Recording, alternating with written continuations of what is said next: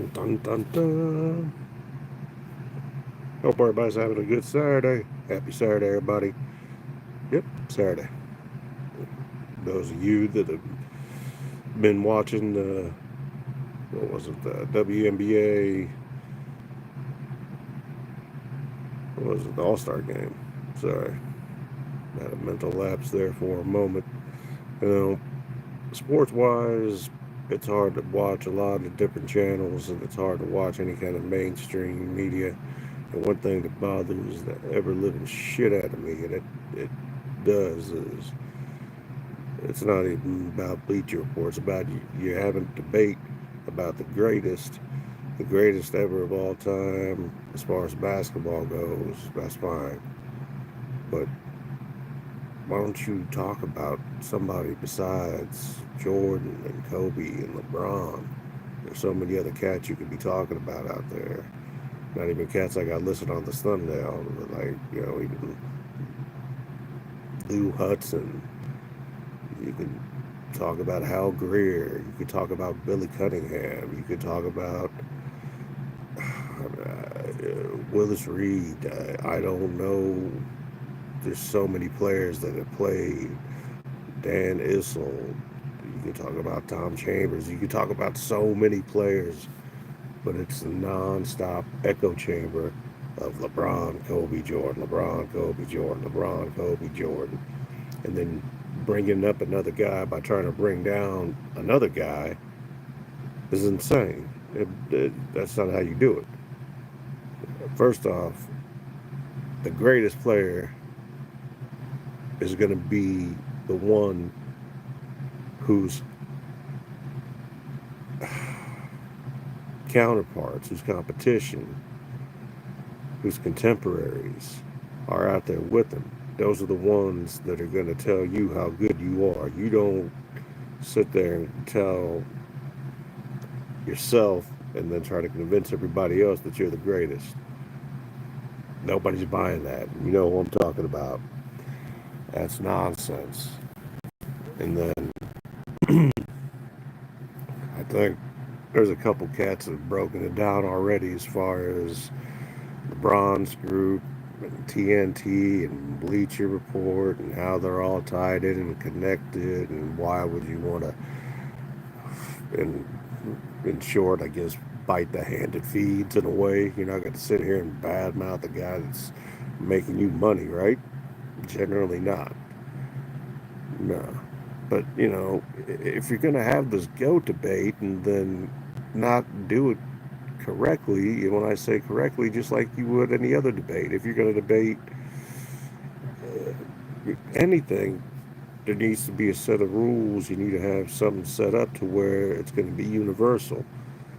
Right now, when you talk about the GOAT debate in basketball, you're comparing, you got five positions, but you're making up hybrid positions that don't or didn't exist at the time that everybody played. But you can agree that there's at 1 through 5, and there's a point guard, a shooting guard, a small forward, a power forward, and the center. Why don't you just have your greatest at each position?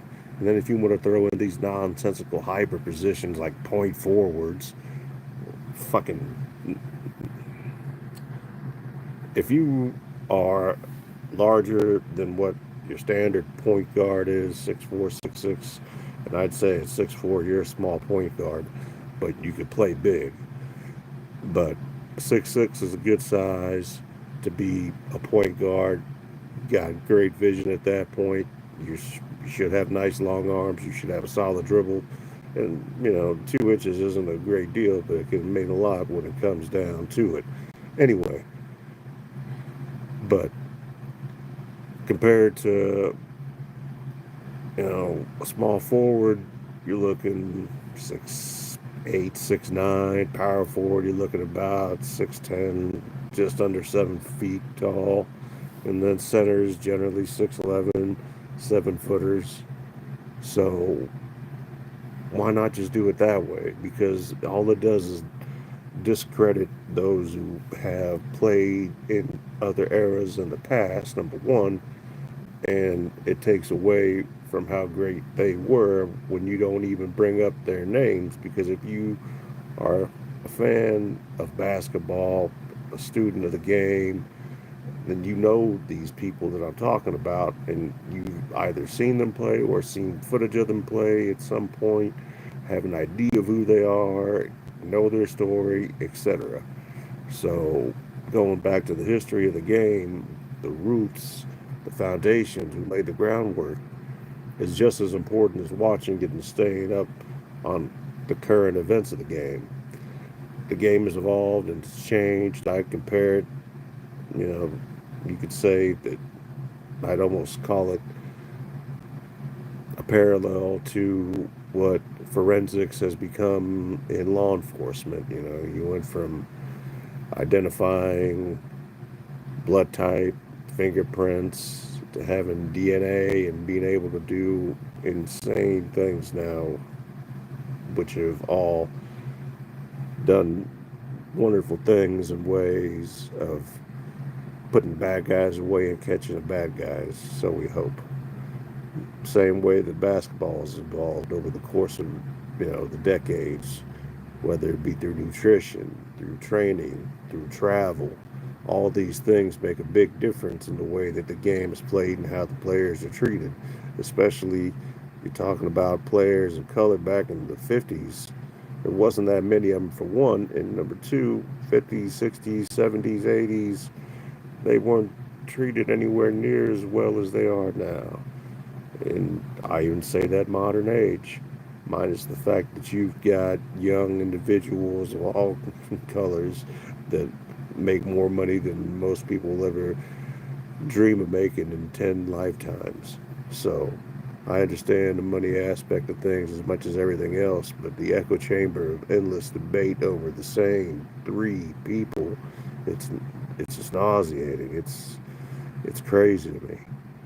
So many great players. That's why I'm obviously not at the main studio right now, but when I go on and I go live, I want to help demonstrate other channels, other people, and make sure that you can at least be aware that there are other players that are out there and that played this game that deserve recognition 100%.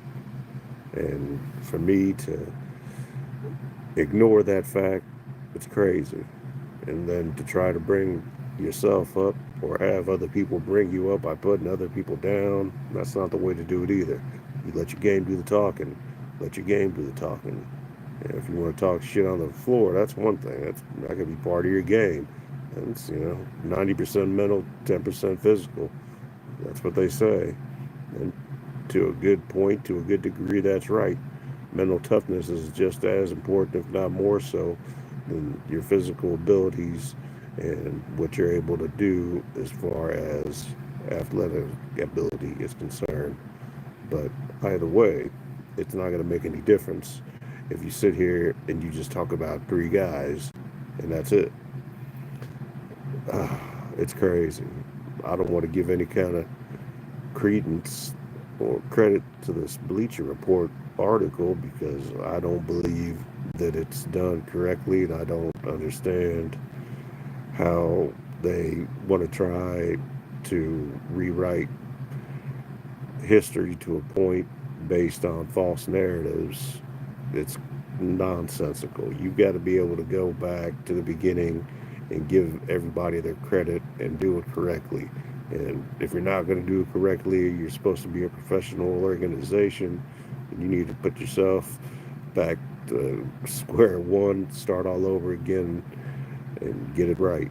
Me, I'm just a guy over here on a little YouTube channel with some dedicated followers and new people coming in all the time. So I love me some basketball and some football talk, amongst other things. But in this particular case, we stick with the basketball.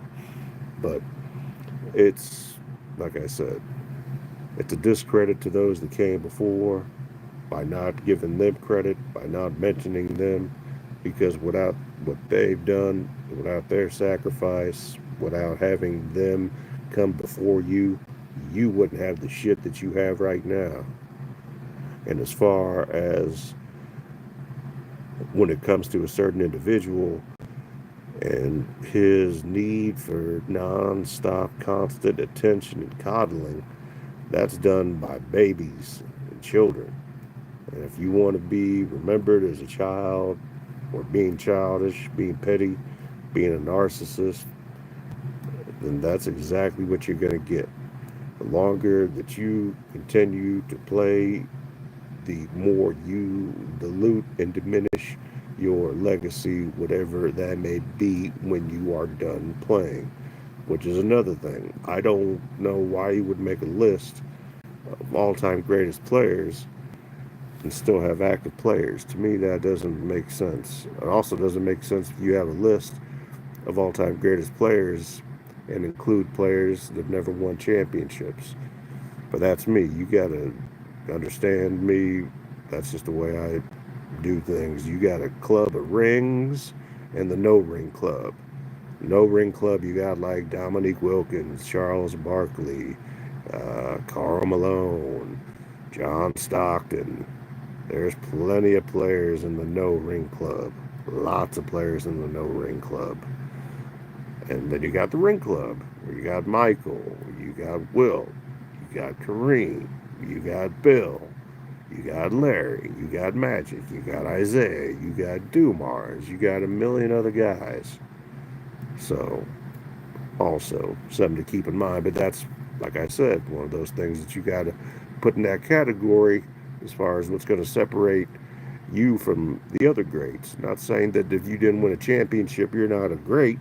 That's not what I'm saying. You can be an all-time great and not be a champion. But if you're a champion, that puts you in a separate category. I don't. You have something that they don't.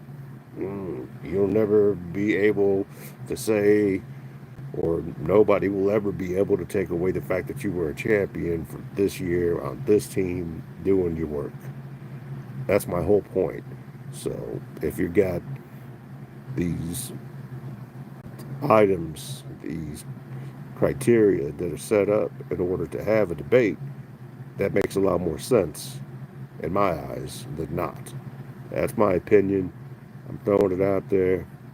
I wasn't planning on going live and taking care of the knees, but thank you for like, taking the 12, 13 minutes and listening to me rant about this.